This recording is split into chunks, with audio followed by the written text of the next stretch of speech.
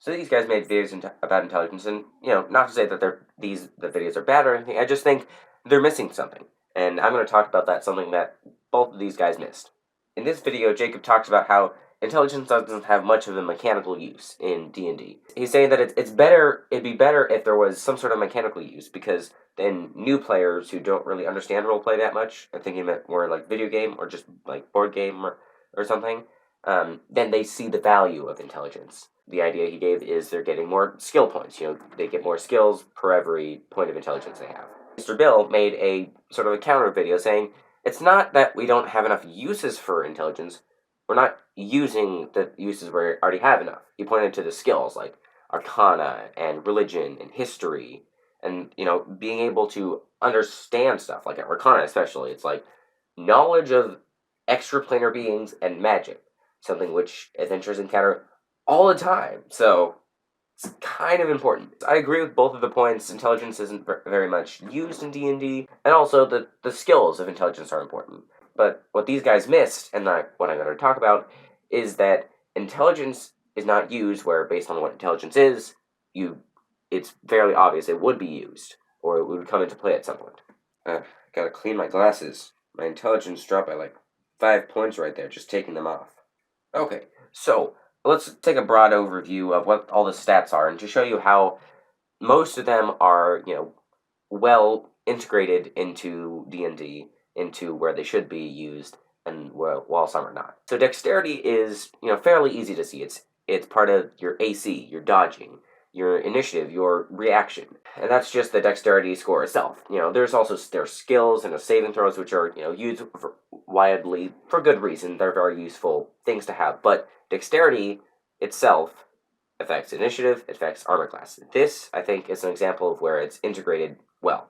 Next is Constitution. There are very niche applications of Constitution where it measures how many minutes you can hold your breath, but there's also hit points. Constitution affects your hit points, and so that's great. Now, strength is another one. Just basic strength checks, not athletics checks, which people try to pass off all strength checks as athletics checks to get proficiency.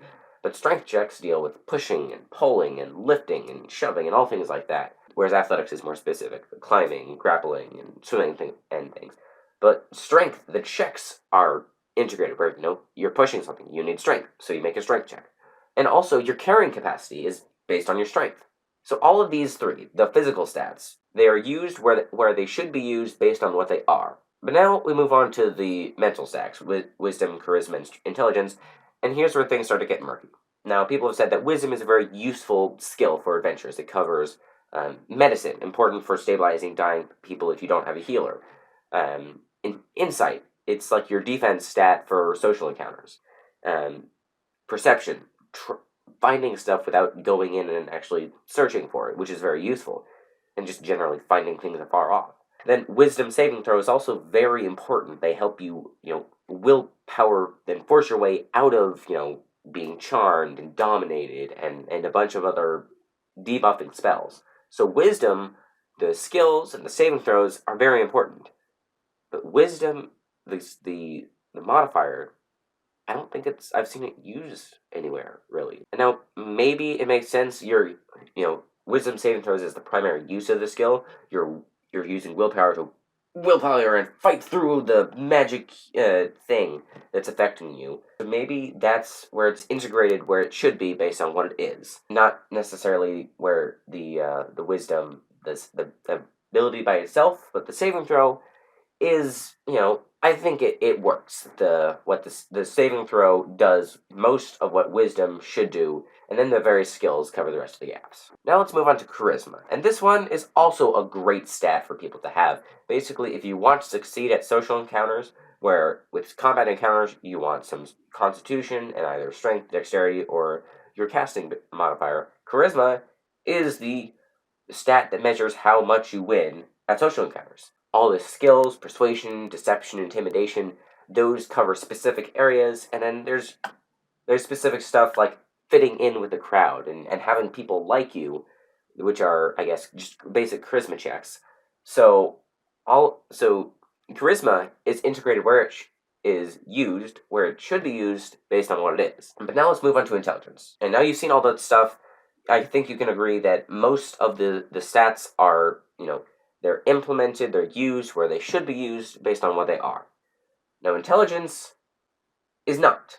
It's used in some situations. For instance, the knowledge skills like religion and history and arcana, very useful skills according to Bill Allan, and I think rightly they should be useful. But that's one half of intelligence, the memory and such. There's another side of intelligence that's the analytical and thinking smartly. We have investigation, which is the looting stat, but it's also the um, searching for things, being very methodical about finding things, and also deduction, which I think should be two separate skills. But regardless, those are useful. And then intelligence saving throws, they're actually one of the more unique saving throws, where it's usually for resisting illusions, figuring out that it's not real. So I like that. Intelligence saving throws are fun when they show up, but there are other places where intelligence should be used, but it's not used. But it should be used there based on what it is. So things like puzzles. When we're faced with the puzzle, we the players at playing the characters, we're faced with a puzzle. Intelligence may give us lore about stuff. It may help us understand the puzzle, but it doesn't help us solve the puzzle. We can't make a roll to solve the puzzle. We can't say, all right, DM, I'm thinking about this riddle. This part of it is important. These two are connected, and I'm trying to figure out how they're connected. Actually, let's get an example so we can understand. So, the example from The Hobbit: a box without hinges, key, or lid, yet with inside a golden treasure is hid. So, intelligence would be to say, all right, golden treasure inside a box that can't be opened. What kind of treasure is not supposed to come out? And then you start thinking about that, and you say, hey, DM, can I make a roll with my intelligence modifier to figure out what kind of thing would be hidden inside that box? And in D&D, we don't do that. I haven't done that many puzzles, so I can't say, but I think in terms of riddles, we don't have you roll intelligence to figure out the riddle or figure out a part of the riddle. That's up to the player for them to figure out the riddle. Same thing with tactics. How do you use the abilities effect? What is more useful in the situation? Maybe in combat, you're like, okay, so I'm a battle master. I have these maneuvers. Which one is best? Which one helps me, control the battlefield, keep the enemy from getting to what they want? Thinking tactically, you can't roll to think tactically. You can't roll to succeed, to get good tactics. And this is partially because the DM has about as good tactics as you do, but also partially because tactics is supposed to be our thing. We're supposed to play our characters as tactical as we can, or as we want to. And intelligence is not used where it should be used based on what it is. And the reason that it's not used in those places is because the player's supposed to use their own intelligence to figure it out. And I'm going to say that's probably for the best. Because if it was just roll dice to solve puzzle, then puzzles and trap and based dungeons or campaigns are no more different than combat based dungeons and campaigns. Same thing with charisma. If we focus more on the role play and the charisma determines the effectiveness of that role play, but the role play has to be at least minimally effective, then there's a difference. It's role play.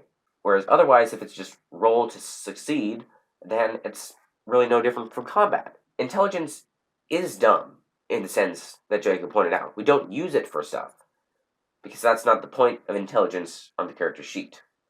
It's supposed to be a guide for roleplay, and also information gathering. That's all it does. It doesn't process the information. It simply censors. It's not a computer. You are supposed to figure out the information. You're supposed to use the information. That's that's the problem with intelligence. And well, yes, the information gathering skills are very useful, as Bill pointed out, or at least they should be useful. You would be better for it if you did make them useful, make people feel special. But information gathering is not all that intelligence is, or at least all that it's supposed to be. But mechanically, that's all it is. The rest of intelligence is right here. Now, if you want to learn more about intelligence and also wisdom, because wisdom is super confusing, and what the player's handbook tells you about wisdom isn't actually what it's all used for. So, if you want to know what wisdom is all used for and what it means in D&D, and also intelligence and what it's all used for, then go and watch this video where I analyze the two stats and what they're used for, and then extrapolate meaning from that.